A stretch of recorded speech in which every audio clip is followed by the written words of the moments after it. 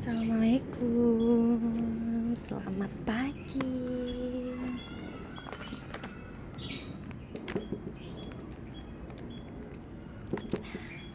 Selamat pagi anak-anak, selamat pagi di hari Senin ini. Apakah sudah semangat untuk menjalani pembelajaran hari ini? Apa masih ada kebawa suasana kemarin, masih malas-malasan karena kemarin hari weekend? Mungkin kemarin pada kemana nih? Jalan-jalan apa di rumah aja?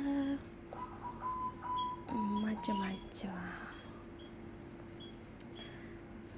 Hari ini kita akan membahas materi baru, yaitu tentang surat perjalanan dinas akomodasi dan transportasi. Di minggu lalu kita membahas tentang apa? Ada yang ingat nggak ya? Betul, tentang pengelolaan surat keluar. Nah, karena kayaknya ini jam pertama di pagi ini, Ibu kasih waktu untuk mempersiapkan diri ya. Yang masih ngobrol boleh diselesaikan dulu, terus lanjut ke materi Ibu ya. Jadi Ibu harap di saat penyampaian materi tidak ada yang ngobrol sendiri dengan temannya. Oke, Ibu kasih waktu 5 menit cukup ya.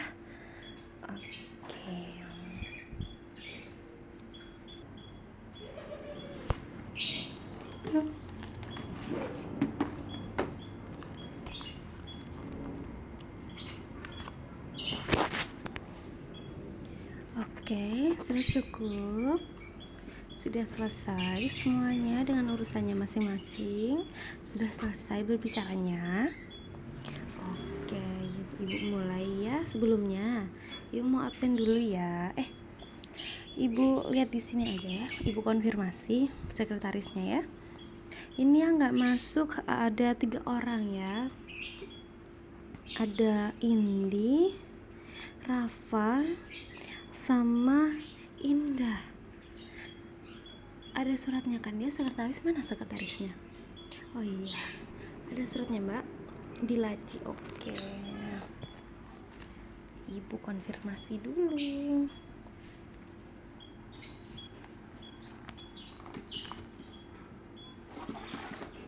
Oke, karena sudah mengabsen, Ibu mau mengulas tentang materi minggu lalu.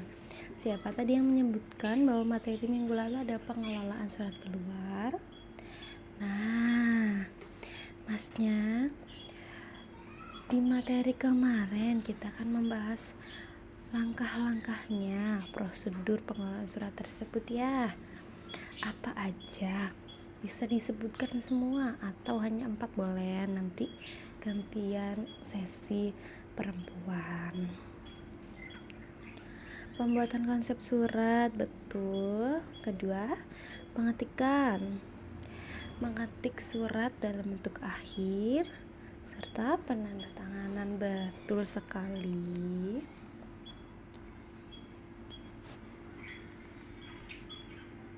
Betul sekali. Terus untuk yang cewek-cewek mau ditunjuk apa, menawarkan sendiri. Oke, mbaknya boleh. Pencatatan, pengiriman surat, serta penyimpanan surat. Alhamdulillah, kelas ini masih hafal ya materi minggu kemarin. Kalau minggu kemarin kayaknya kurang ya. Ibu mau bahas bentuk-bentuk surat. Adakah yang masih hafal? Oke, yang mau menyebutkan, yang mau menjawab boleh angkat tangan. Kalau nggak angkat tangan rugi teman-teman ya, karena nanti akan ada nilai keaktifannya. Oke, siapa yang mau angkat tangan? Ibu atau Ibu tunjuk? Oke, Mbak lagi ya ini ya. Ada bentuk full block style, betul. Full block style itu yang kayak mana, Mbak, ciri-cirinya? Rata kiri, betul sekali. Nah, nggak cuma bentuknya, isi dalam surat itu apa aja, Mbak? Boleh disebutkan? Kalau lupa boleh dioper ke temannya. Oke, yang pertama ada kepala surat, kedua nomor surat, tanggal surat, alamat, perihal, salam pembuka, terus isi surat, betul. Setelah isi surat ada salam penutup, betul. Terus terdapat nama jabatan, betul semua loh, Mbaknya keren, masih ingat. Berarti bukunya dibaca ya di rumah ya, Masya Allah. Oke, ganti untuk yang cowok. Bisa disebutkan tiga bentuk surat. Ada yang ke tangan. Oke, masnya yang di belakang. Gantian ya, yang depan ya. Ada apa, Mas? Block style, betul. Terus intended style, betul. Terus hanging style, betul sekali. Oke, sisanya ada yang mau menjawab? Oh, di sisi mas lagi ya. Ini masnya yang ada di pojok sana. Bentuk semi block style, betul banget. Terus ada official style yang lama dan baru, betul sekali, Masya Allah. Kelas ini masih hafal semua ya, hafal materinya, keren sekali. Oke, karena kita sudah mengulas materi minggu lalu, bahkan materi lama, dan kelas kalian masih hafal, keren sekali. Kita akan lanjut ke materi berikutnya, yaitu di surat perjalanan dinas, transportasi serta akomodasi. Oke. Nah, pada dokumen perjalanan dinas, akomodasi dan transportasi, ini kita akan membahas pengertiannya dulu ya, teman-teman. Apa sih perjalanan dinas itu? Ada yang bisa menjelaskan? Boleh, sepengertiannya kalian boleh. Nanti akan kita sempurnakan kalau belum sempurna, oke? Oke, Mbaknya. Perjalanan dinas yang dilakukan pegawai kantor, ya, yang berkaitan dengan tugas kantor. Betul sekali, seperti yang sudah dijelaskan oleh Mbaknya tadi ya. Jadi perjalanan dinas adalah perjalanan yang dilakukan oleh karyawan suatu organisasi atau perusahaan yang berkaitan dengan tugas perusahaan tersebut. Dan tugas itu berkaitan dengan kedinasan yang mengharuskan seorang pegawai untuk pergi ke suatu kota, suatu daerah, suatu negara untuk melaksanakan tugas tersebut ya. Oke. Jadi tugas pekerjaan kedinasan itu tugas pekerjaan yang berkaitan dengan kepentingan perusahaan. Jadi perjalanan dinas adalah perjalanan yang dilakukan pegawai suatu perusahaan dalam rangka melaksanakan tugas kedinasan atau tugas bisnis perusahaan. Nah, di perjalanan dinas ini ada macam-macam perjalanan dinas. Yang pertama yaitu dilihat dari wilayah tujuan.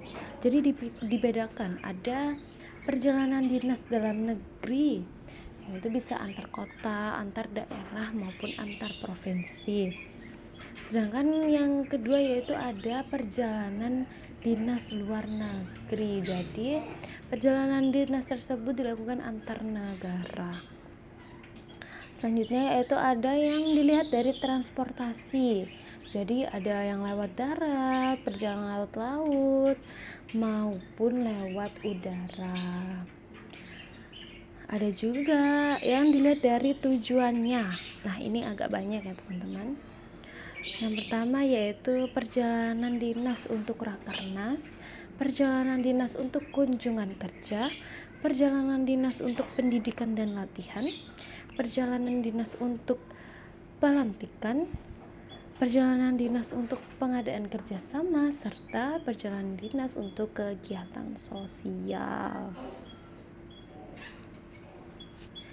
Nah, untuk persiapan perjalanan dinas sendiri ini lumayan kompleks karena banyak yang harus disiapkan oleh petugas administrasi maupun pegawai yang akan melaksanakan perjalanan dinas tersebut ya. Yang pertama, kita harus mempersiapkan rencana perjalanan dinas. Jadi seorang administrasi kantor atau sekretaris itu harus mengumpulkan informasi perjalanan dinas tersebut secara lengkap mengenai peraturan perjalanan dinas perusahaan. Jadi dalam setiap perusahaan terdapat berbeda-beda aturan ya dalam melakukan perjalanan dinas. Nah, ini ada contoh seperti misalnya di suatu perusahaan tersebut siapa yang bertanggung jawab dalam perjalanan dinas tersebut, terus waktu atau jadwal yang pasti tentang acara perjalanan dinas yang meliputi keberangkatan, kedatangan, dan persinggahan. Terus ada prosedur tentang transportasi dan hotel yang bisa dipakai. Misalnya ada pimpinan perusahaan yang akan melakukan perjalanan dinas.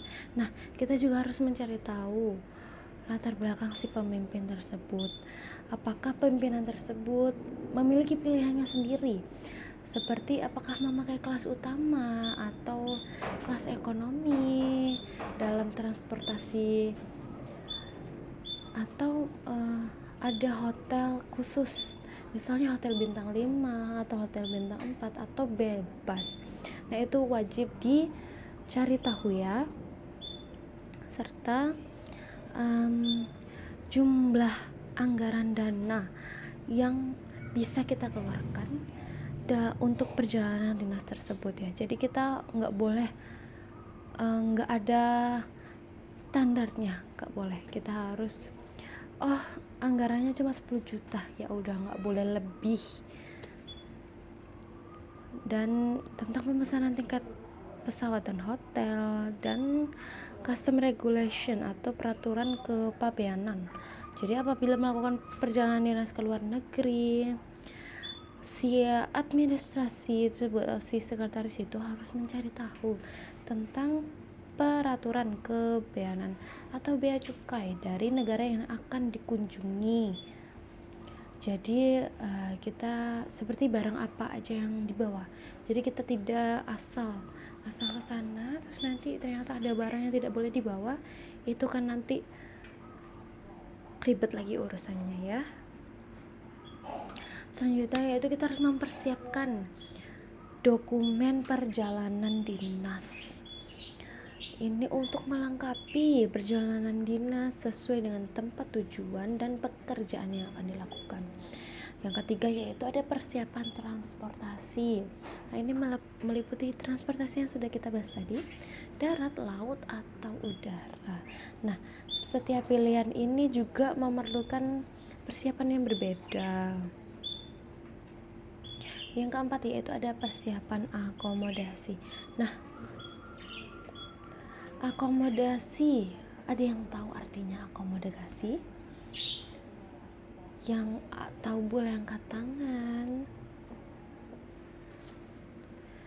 Akomodasi, nggak ada yang mau angkat tangan? Ya udah, akomodasi adalah sesuatu yang disediakan untuk memenuhi kebutuhan selama melakukan perjalanan bisnis. Bisa hotel, sarana transportasi tadi, serta makanan ya.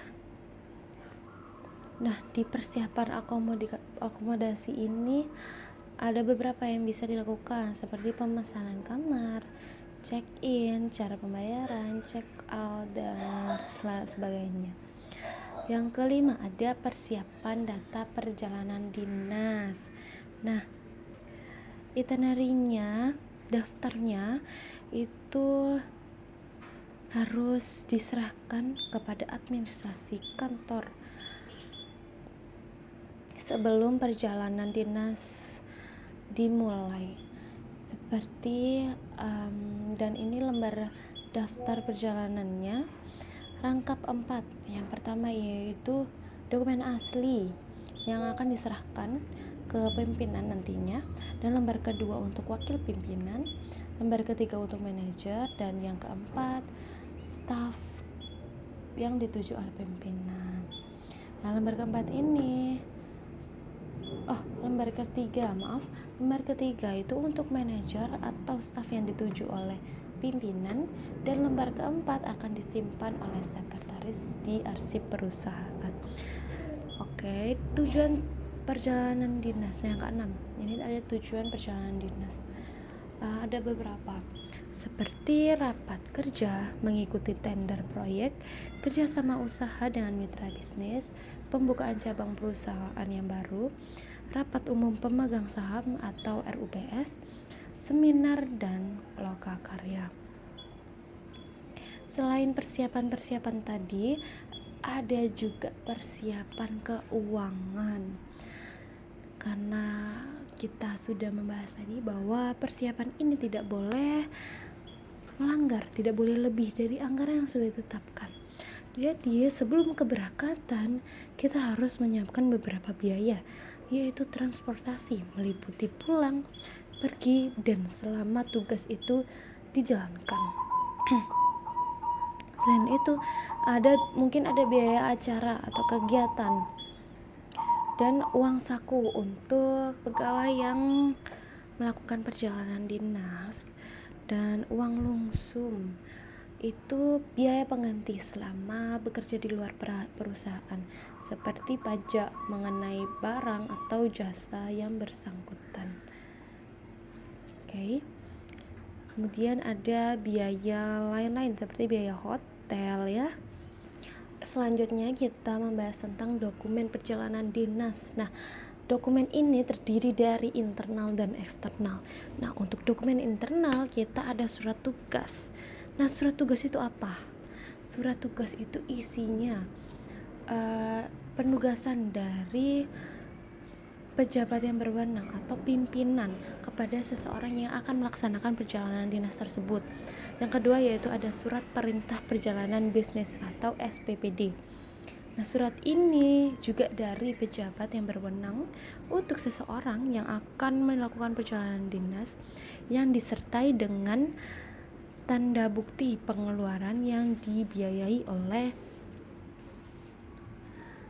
perusahaan. Oke, yang kedua ada dokumen eksternal ya. Untuk perjalanan luar negeri atau antar negara, kita harus menyiapkan tentunya paspor dan visa. Kemudian dokumen lain yang harus disiapkan itu ada yellow card, ada surat keterangan fiskal atau biaya pajak yang harus dibayar, exit permit atau bukti dari imigrasi setempat bahwa telah memasuki atau meninggalkan negara yang bersangkutan. Nah, bentuk exit permit ini berupa lembar kertas yang sudah distempel oleh kantor imigrasi, kemudian ditempel atau dilampirkan nanti pada paspor. Kemudian yang tidak kalah penting yaitu asuransi, karena kita harus mengantisipasi kemungkinan adanya hal-hal yang tidak diinginkan. Jadi asuransi itu penting, baik asuransi dari perusahaan maupun asuransi pribadi. Yang kemudian itu ada KTP serta surat-surat penting lainnya untuk melengkapi perjalanan dinas tersebut. Oke.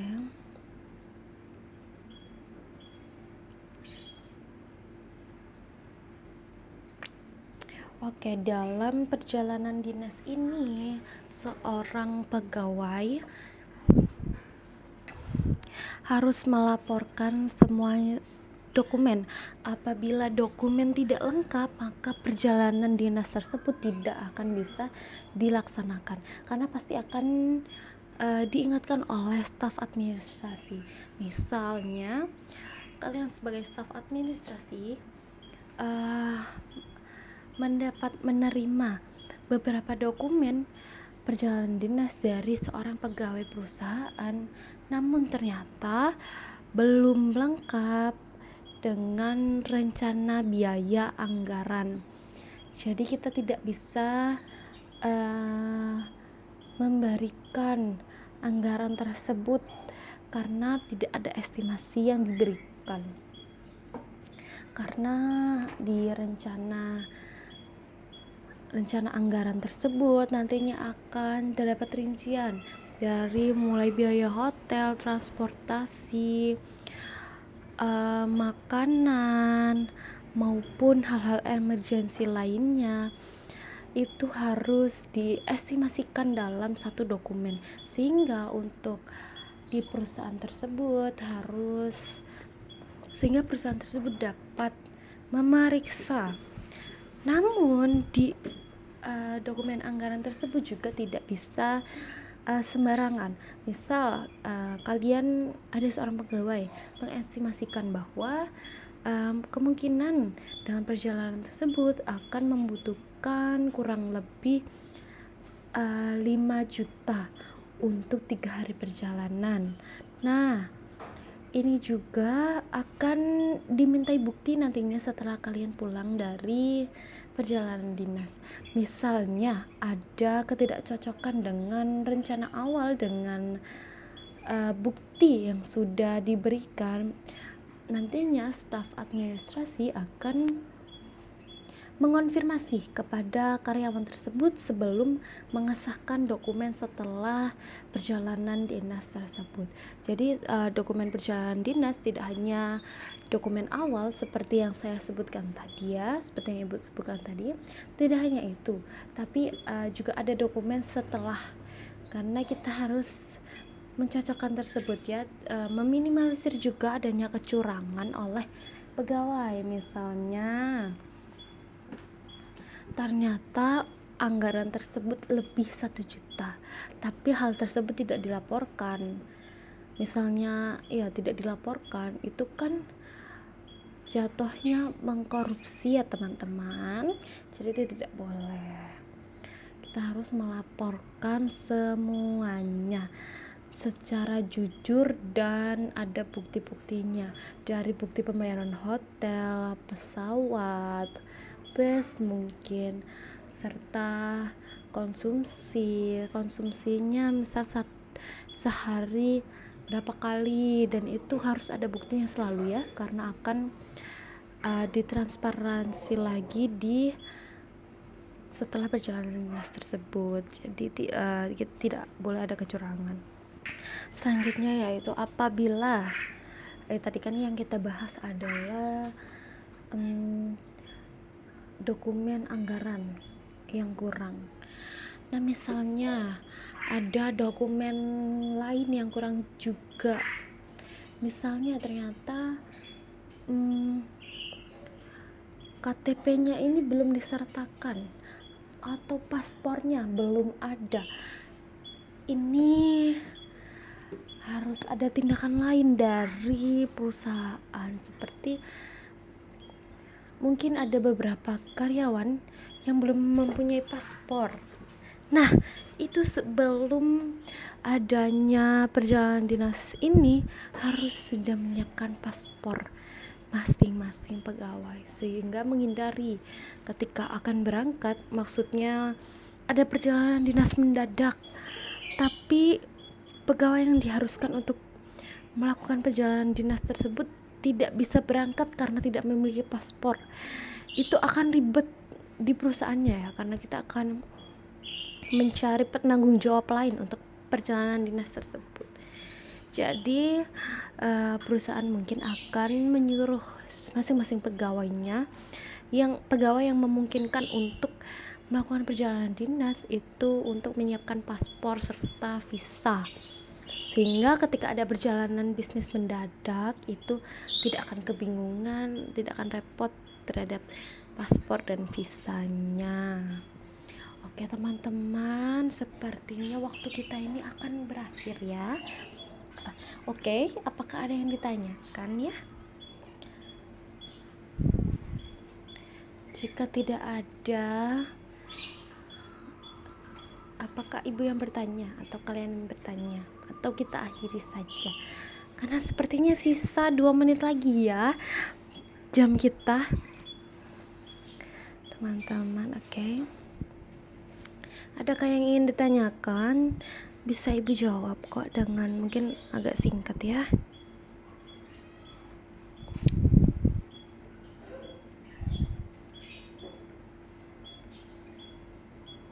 Oke, ada yang bertanya. Semisal dalam perjalanan tersebut terjadi lonjakan harga tiket ya, itu sering terjadi ya. Tiket dan hotel dan akomodasi yang lainnya. Mungkin itu akan kerap terjadi karena perjalanan dinas ini kan tidak melihat hari, tidak melihat tanggal maupun di hari itu ada apa. Misalnya ada high season seperti lebaran, Natal, libur semester, libur sekolah, itu kemungkinan akan terjadi kenaikan harga yang lumayan signifikan ya. Mungkin bisa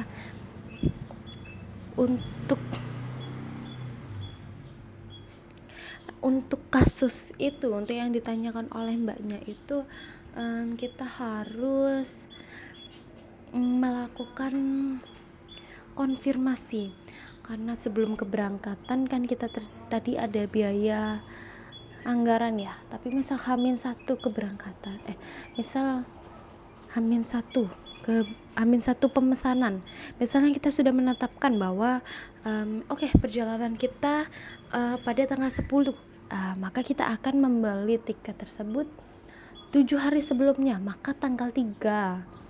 Nah, ternyata di tanggal 3 itu ada liburan, ada hari tanggal merah, dan terjadi kenaikan harga. Misalnya dari 700.000 menjadi 1 juta, itu lumayan ya peningkatan harganya. Maka itu akan bisa dikonfirmasi dulu kepada staf administrasi atau sekretaris pimpinan. Kita boleh untuk konfirmasi dulu apakah kita tetap memesan di tanggal 3 atau besoknya, atau tanggal lain yang kemungkinan harganya sudah kembali normal. Nah, itu bisa ditanyakan, dan pastinya staf administrasi maupun sekretarisnya akan memberikan konfirmasi, bisa tetap pesan dengan harga segitu maupun menunggu misalnya tanggal 5 kita baru memesan tiket beserta yang lainnya. Itu bisa banget tergantung oleh kebijakan perusahaan. Jadi misalnya ternyata di perusahaan tersebut ada efisiensi anggaran, maka beda lagi ceritanya, tidak mungkin hari itu juga untuk memesan. Oke, sebenarnya cukup ya, karena jam kita sudah habis dan ibu harus lanjut ke kelas berikutnya, dan kalian juga akan melakukan mata pelajaran berikutnya. Oke, ibu akhiri pertemuan hari ini. Terima kasih atas respon baiknya dari kalian ya. Kelas ini lumayan aktif, kelas ini aktif menjawab serta ingat tentang materi-materi yang sudah saya sampaikan. Itu ibu sangat merasa dihargai penjelasannya. Terima kasih semuanya. Oke ya. Oke, untuk materi minggu depan akan Ibu sampaikan ya. Bisa dipelajari terlebih dahulu, bisa dicatat-catat singkat di buku ya, boleh sekali, supaya bisa menjawab minggu depan. Yaitu materi berikutnya pengelolaan jadwal kegiatan pimpinan atau daily agenda. Jadi bisa dipersiapkan untuk minggu depan ya. Dan jangan lupa untuk dipelajari materi hari ini maupun materi-materi kemarin, karena pasti akan Ibu tanyakan setiap pembelajaran akan dimulai. Oke, terima kasih semuanya. Sekian pelajaran hari ini Ibu akhiri. Wassalamualaikum warahmatullahi wabarakatuh. Oke, terima kasih. Ibu pamit dulu ya. Misi.